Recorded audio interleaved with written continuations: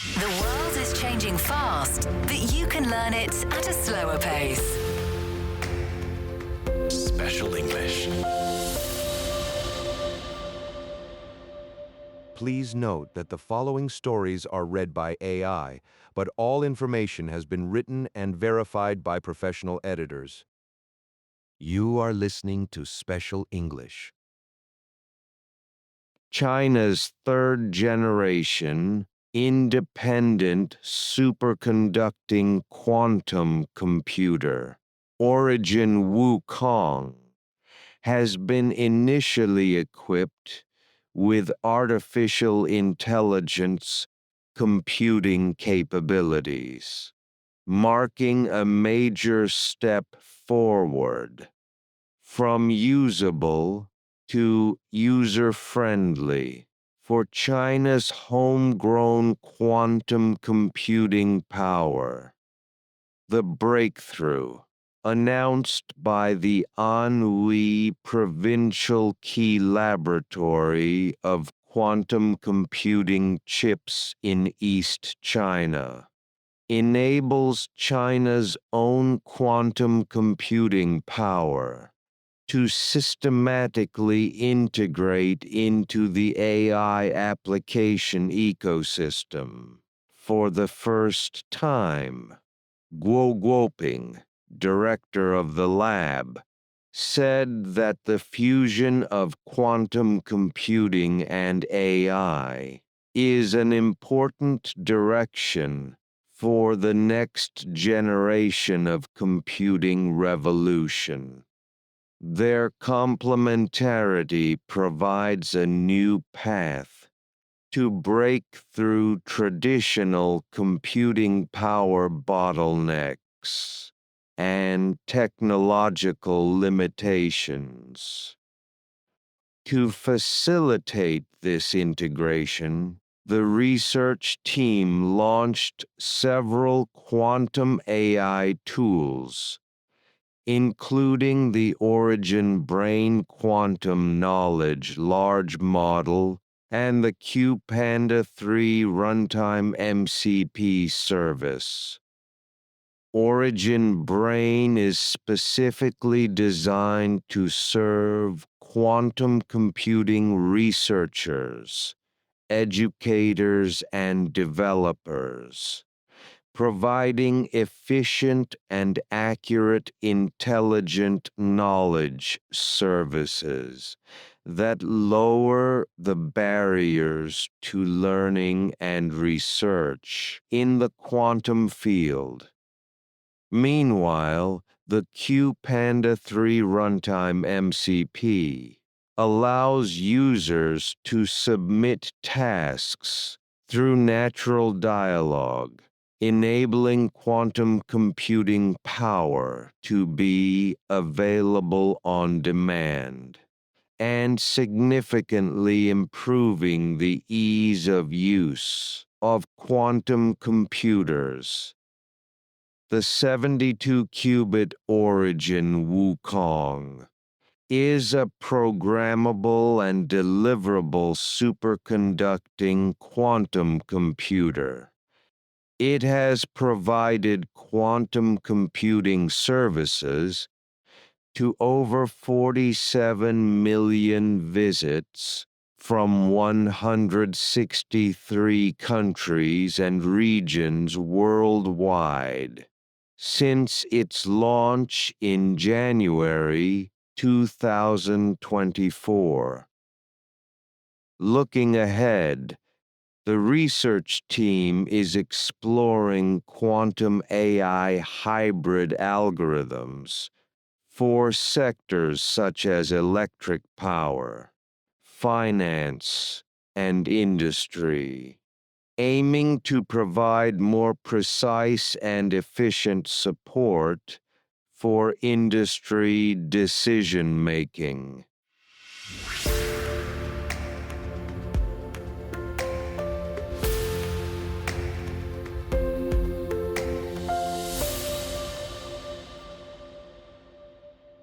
You are listening to Special English. China has released its first commercial space standard system, aiming to leverage standardization's guiding role in the development of the space industry and promote high-quality development of commercial space activities. The new standard system was issued by the China National Space Administration and the State Administration for Market Regulation.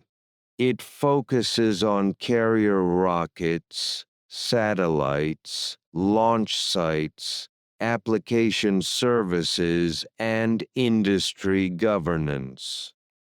The system comprises 6 categories, including industry governance, research and development and manufacturing, launch and telemetry, tracking and command, space application services, as well as basic and common items, and facilities and equipment.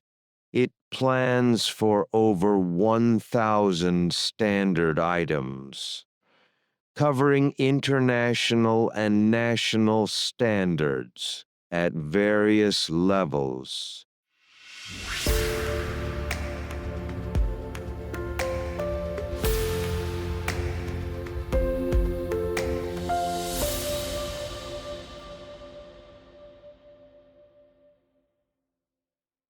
The Qinglong Mountain Fossil Site in Xi'an, in central China's Hubei province, is home to over 3,000 dinosaur eggs, dating back roughly 86 million years, and ranks among the world's most concentrated and well-preserved dinosaur egg fossil sites. Dinosaur eggshells are composed mainly of calcium carbonate, making them highly susceptible to airborne carbon dioxide and moisture. Long-term exposure to fluctuating humidity and temperatures, alongside acid-base erosion in coarse sandstone layers, has accelerated widespread weathering and gradual decay of these fragile fossils. To address this global conservation challenge, Chinese researchers have developed a customized nanosilica composite emulsion to safeguard the irreplaceable paleontological treasures. A research team from Sichuan University of Science and Engineering tailored the new nanocomposite material to suit the site's unique geology and local climate. Once applied to fossil surfaces, the coating greatly improves resilience to UV aging as well as acid and alkali damage. Deng Jianguo, lead researcher and a professor at the university, said that as the emulsion penetrates dinosaur egg fossils and surrounding rock, it forms a dense airtight film to stabilize overall structures and reinforce surrounding fossil formations. Following rigorous tests and evaluations, full-scale conservation work has been completed across the 6,260 square meter site. Surface sealing has wrapped these rare egg fossils with a long-lasting protective barrier. Li Min, the reserve's chief engineer, said the project offers a key model for systematic heritage conservation at home and abroad.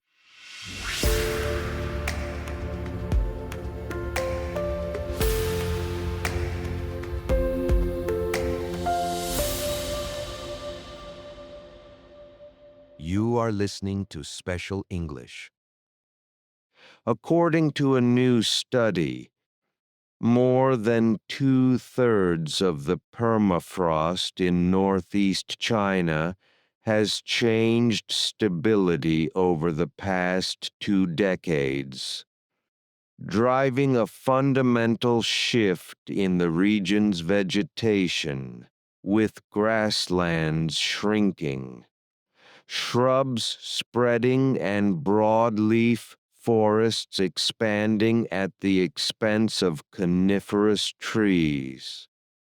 Permafrost, the ground that remains frozen for at least 2 consecutive years, functions like an underground glacier across vast areas of the planet's cold climates.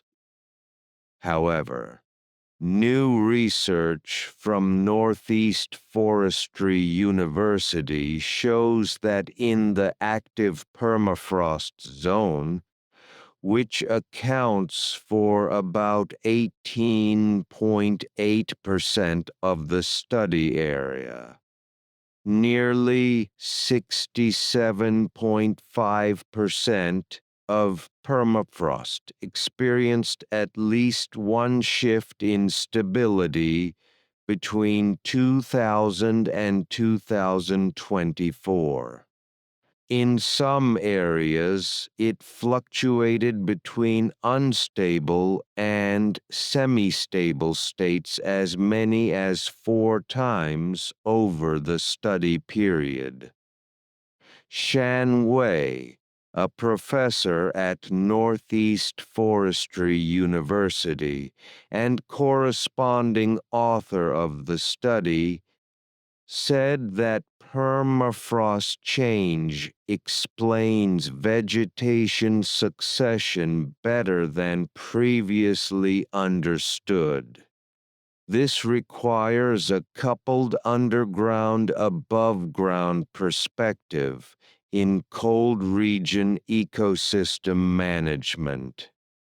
The study, published in Communications Biology, a journal under the Nature portfolio, found a clear link that the more frequently permafrost stability changes, the stronger the ecosystem disruption. Broadleaf forests are expanding, which may temporarily increase carbon absorption.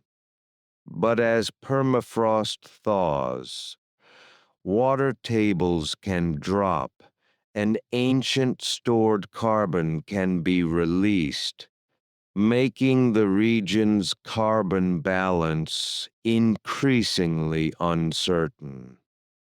Shan added that policies on forest tending, grassland restoration, and carbon sink management must fully consider this linkage. That is the end of today's program. I hope you will join us every day to learn English at a slower pace.